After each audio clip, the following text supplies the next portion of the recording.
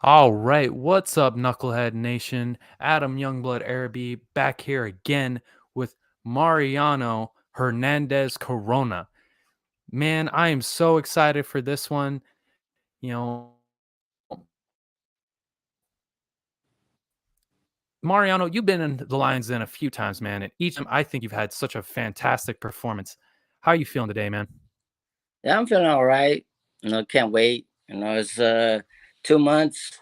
I mean, more of a lead time than my last fight. I had 2 weeks notice or a little over 2 weeks, and I mean, even though it was short notice, I think I enjoyed that better because it was just we just got to it. No, definitely, man. And again, fans, if you don't know Mariano, you're gonna want to know Mariano, man. Like I said, I remember, I believe one of the first fights I watched you in was it was either your first or second fight for Fighters Rep. I believe you were fighting a young gentleman named Christian. Yeah. Um, and you had just a back and forth fight, man. You had a back and forth. I remember y'all were chirping at each other, but the thing I was very, very impressed by was your pace, man. You just could put it on people. I mean, the worst thing you could do to me is talk shit to me. Like I'm a very emotional fighter, so I need to pump myself up before I fight. And his corner were kind of tripping at me, calling me little man and whatever, whatever. And so that just hyped me up. I was like, yeah, let's get to it. Let's put our hands. And the funny thing about that fight, I went the full 3 rounds, and I broke my nose a month before that. So Wow. I went to spar at a different gym, and they rearranged my nose. I went to the ER. They put it back into place, and I had to spar with the face mask. So, but I mean, and then I gave away the second round because of that. Like, I kept checking my nose. If you look at the fight, I kept checking my nose and my nose. I was just too worried about it. And the third round, my coach just screamed at me, telling me like, "Hey, stop that! Just get back to the fight." So Yeah, man. Well, you had me fooled. Like I would have never guessed in that fight your nose was broken, man. Because like I said, like it was an all-out cardio war, man. You put the pace on people, man. That's one thing I'm really impressed by, and I actually want to ask you a little bit more about. You know, again, fans. I don't know if you've seen Mario. I don't know hit pads, but you can see, especially from his last performance, this guy's got power, man. I love seeing whenever you post on your story. It's like that old school Thai style that what, like smashing the pads. Is that where that cardio comes from, man? yeah, like I mean, my coach Manny Mancha, he was the same way. If you watch his fights, he just blasts full power. He doesn't set up punches. He doesn't pitter patter. That's how we train. We train. We smash pads, and so we train hard so the fight will be easy. And Hmm. yeah, I smash pads. I enjoy it. It's fun hearing that pop, and especially when you're Hmm. recording. No, I agree, man. And like I said, fans, if you haven't checked out, Manny Mancha himself, I believe former glory kickboxer, you know, he's got some incredible fights. I actually was on Snapchat the other day looking at the little glory story, and he came up. Oh shit. Yeah, I mean he's trained by Malapet, which is he's a pretty legend Thai fighter. So Awesome, man. Well, speaking of which, and speaking of your lineage, I want to know a little bit more about you, Mariano. How did you get into fighting? How did you get your start in Muay Thai, and what made you kind of got interested in it? I mean, I wasn't athletic as a kid. I mean, I studied hard, went to college, didn't think about sports at all, and I just watched like Robbie Lawler, like, and I got hooked. Robbie Lawler and Julio Cesar Chavez, like I see they fight, and that wanted me to get into it. So Oh, I think we I just lost you there. okay. So I joined the MMA gym, and I was doing jujitsu because I was too scared to get hit. But after a while, I just started training just my my nerves and being scared of it. So I started training stand up. Didn't really think about competing, and then on a whim, I did a PKB. If you know those point, like Yep. there's no chance of you getting knocked out or anything. So I just on a whim, I just joined. Yeah, and that Knockout still happened there. yeah, they put me up against a big guy. I was a little overweight, and I didn't take it serious. And they put me up against a guy who had MMA fights already. He had a couple kickboxing fights, and he was huge, and he whooped me. So, and then after that, I still kept training, whatever. And then actually, what really got me to compete were my friends, that my roommates, Pedro Gonzalez, Carlos Trujillo, and Frank Cifuentes, and they passed away. Hmm. So they really wanted me to fight, and they passed away. And I was at the gym every day, just hitting bags, hitting pads with anger and sadness, or every emotion I had.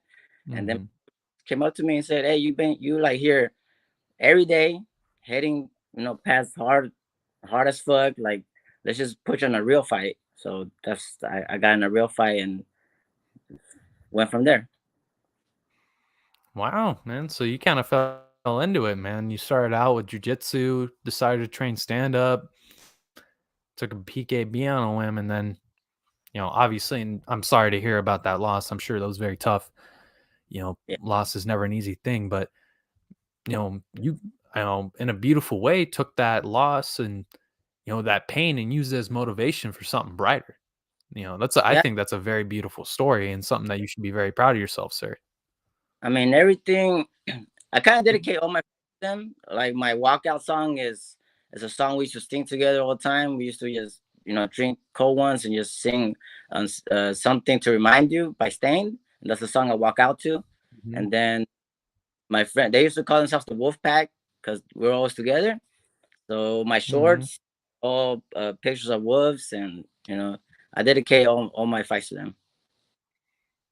That's beautiful, man. Wow, man. Like I said, I knew you were a cool dude, man. I could see from again the Snapchat stories and seeing, especially after the fight, Knucklehead Nation. I want to make it very clear. Although, in that fight with Crispy, there was some chirping back and forth. You came off all energy and all positive energy, man. I could tell had such good vibes. You were cracking jokes, man. I could really tell this guy. I'm like, man, this guy's kind of the life of a party. And what's awesome too is I love following on social media is like not only are you a trainer and a fighter, you have a good family life. I always see you out here like, being that great uncle and being that great family member. Is that something that you just always have carried, Have you always had just such a great character? Uh, I don't know if I always had that. Like it definitely came out of me as I lost my friends. Like I when I lost my friends, I kind of made me think like we go at any time. So that made me kind of force my nieces and nephews to come hang out with me by buying a house with a pool, and just yeah, just try to be in their lives. And yeah, I think that I wasn't really close to my family before then, and then after that happened, I was just really close. And yeah, I try to be the life of the party. Have my friends around a lot. So yeah, just I mean, and like before my fights, I'm not the nice, go lucky guy you see me after my fights. Yeah, I like I said, I'm a very emotional fighter, so I need to get angry, to be honest, before my fight, and then after my fight, yeah, I could joke around and whatever and talk to everybody. Like actually, I know Holloway. He was trying to be nice to me before my fight with them at the weigh-ins, and I had to brush him off because I was like, I can't have this, mutual like friendship thing with them until after. After we were friends on Instagram, and it's cool, but before the fight, I can't.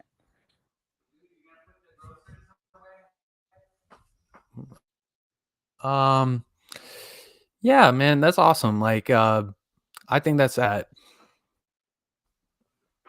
you know, I think that really kind of can play in. Obviously, as I've discussed with and I've met with a lot of different fighters, um, there, there's a lot of different mindsets to approaching this thing. There's not one set way. There's not, you know, one way that works for everybody, especially when it comes to the mindset of fighting. And obviously for you, like you said, you have to get into a certain mindset to go and to do this. Get a little bit of that aggression. You know, in what ways do you kind of pump yourself up and then are able to like really get into that fighting mindset? Um, Like sometimes I just get in my own head to get myself mad. Like, well, like I said, Crispy, he kind of did that. His corner did that for me. So I mean, thanks to him, I guess. But with Holloway, I had to make it about me. Like when we were backstage, she was being nice to me and everything. I just couldn't flip the switch. But then I saw him like skipping around, having fun, and I had to turn that uh kind of that he's laughing at me. I had to kind of get my mind to thinking that he's joking around. He thinks it's playtime, and I'm taking it serious, and that got me in the mood. Of course, man. Of course, man.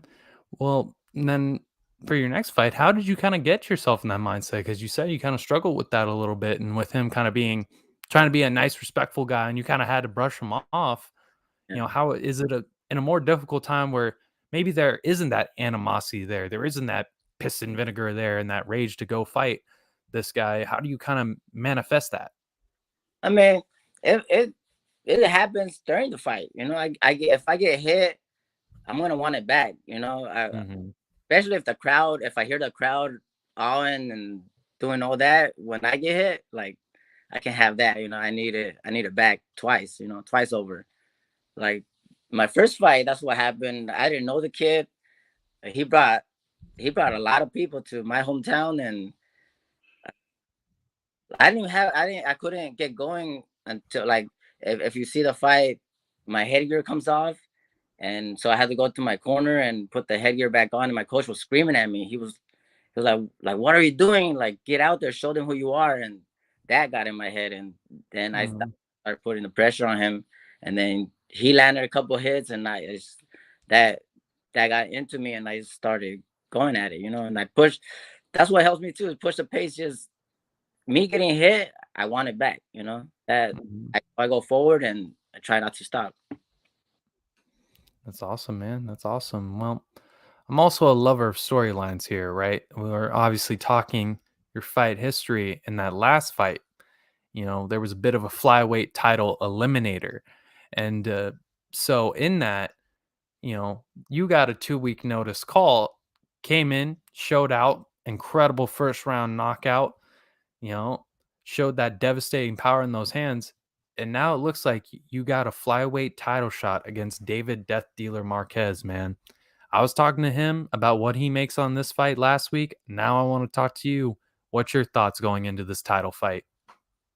I mean, it's gonna be a good fight. I mean, he's a good fighter.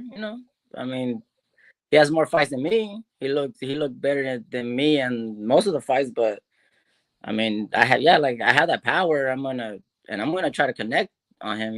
Like I see some of the mistakes he makes. Maybe I could capitalize on them. Maybe I can't. This fight game is it's a toss up. I go improve my skills and everything, and we're gonna have a game plan, of course, but like with Holloway, we had a game plan. I overhand his lazy jab, and it worked like perfect. So we'll sit down, look at Death Dealer, and see what we can capitalize on, and at the same time, if it doesn't come to us, we're just gonna put the pressure on him and see if he cracks. And if he doesn't, it's gonna be a badass fight. Well, either way, I think it's going to be a badass fight, man. Because I really don't foresee either of you taking a back step. And if you are, it's literally probably to set up some major shot. This is not a fight where I think either guy's going to come in and just not want it, man. I feel like I think the thing I really enjoy about this fight, right? Like, you were almost like a hidden gem in the rough a little bit. I feel like in this flyweight tournament where a few guys like didn't know the name, and I had to kind of speak up, be like, no, man, trust me. Like this guy can crack. This guy can fight, and you came in and you showed out, man. And now you came in as the dark horse to potentially take this title. What's that kind of like being that in that kind of like hidden gem in the pack kind of role? Yeah, I mean, I felt that definitely when I fought Holloway. Like I felt nobody really paid attention to me. And I didn't even watch your interview with them until after the fact. So I thank you for like researching me. You know, I feel like you're the only one who kind of researched me, and of course Holloway. But yeah, I mean, like I said, Death Dealer thing when he won, he straight up shouted Holloway, and he was like, "Oh, and the other guy," you know, like come on. And then I just felt that they really wanted Holloway and Death Dealer to fight each other, to be honest. But I just had to come in and upset everybody, you know. Yeah, right. Like I kept telling people, I'm like, no, don't. I know this is 2 weeks, but this guy, like I said, I saw it with my own two eyes, man. Just when you come in, especially by the fact of that first fight I watched you had, you were the away guy. Like, I'm not quite sure the exact area you live in, but I know it is a great deal of distance, man. Every time you come into the Lions Den, I've noticed you've been the B side, man. You're not the hometown guy. You're coming into the hometown guys crowd atypically, especially a guy like Ian Holloway, who's not that fights, brings out a hometown crowd from Huntington Beach. And seeing you deal with that pressure, I was really impressed with that. And you're not a guy that gets too bothered by being that underdog. If anything, I could see you really rise to that occasion. And so now to kind of see the credit that you deserve, that you should be getting right now, especially with this title shot, I think is awesome. And again, I cannot stress this enough to the fans. You're not going to want to miss this. Yeah, I mean, yeah, we got the call for the 2 weeks fight, and then we also we had another fight locally, who was calling us, and yeah, and they told my coach that it was for a title elimination. So we want that. You know, it would be nice to fight locally. You know, with all my friends and family, but I'll drive 3 hours. You know, I'll get a title. I love that. You know, and I'm from Fresno, 559. So we're like 3 hours away from LA. I appreciate you clarifying that, sir. Well, yeah, like I said, man, you come down here from NorCal, come into that enemy territory, and I've never seen you phased by it, man. It's something that's impressive. That's really impressive. I've seen that a few times within fighting where you can see guys get a little bit lost in the lights, but you're not one of them. And again, that's something that I really got to give you a lot of props and respect for. Well, before the fights, I'm a little, but yeah, when we're in the ring, yeah, all I think about is smashing. To be honest, just moving forward and hitting somebody as hard as I can. You know, just for all the training I had to go through, I need to hit something hard. You know. Yeah. Well, also too now, like one thing I want to ask you about is that big difference in the fact that now you got 2 months to prepare. You're not taking these short notice fights. You got 2 months. So what can we expect from a Mariano in 2 months of camp? I mean, yeah, when I first start camp, I'm a little slow, sluggish, but by the end of 2 months, especially, I'm gonna be crisp. I'm gonna be fast.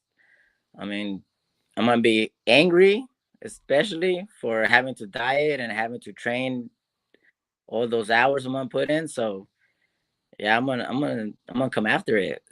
Especially 2 months of just training and dieting. Nah, like that 2 weeks, that was easy. That was easy. Even though like I'm fighting somebody in 2 weeks, I should put more pressure on me. But I mean that I love that. But this 2 months is gonna be hell for me. So I'm gonna put it on him. All right, man. Well, that leads me into my final question here is any shout outs you want to make? Because I'm pretty sure we know what to expect from you at your next appearance in the Lion's Den. Absolute fireworks. So, the last question, I'll let you go. Again, I appreciate your time and your patience with me, sir. But any shout outs you want to make to any friends, sponsors, teammates, coaches? I mean, yeah, shout out all my friends and family from Fresno. I mean, my friend Mario, he drove me for my Crispy fight. My cousin Beto Rex, he drove me for my LA fight or this Holloway fight. And, thanks to Coach Manny Mancha and Coach Eddie for training me. And especially thanks to all the Fresno gyms who opened their doors for me to come and spar with them. Seeing some new looks is always a great thing. Shout out to my mom, the Quero Ma. And then, yeah, just shout out to Petey and Carlos and Frank. up there looking down on me, and yeah, that's it. It's awesome, man. Well, I appreciate it. I thank you again for your time. And I just got to say it one more time to really get it into these viewers' heads. You're not going to want to miss this. Fighters Rep 19, Mariano Hernandez Corona. I apologize again, sir. Mariano Hernandez Corona taking on David Death Dealer Marquez. We got one guy who's a technician, and we got one guy who comes in with that first round KO power ready to smash. This is one you're not going to want to miss, folks. Thank you. Thank you, everybody. Thank you, sir. All right, see ya.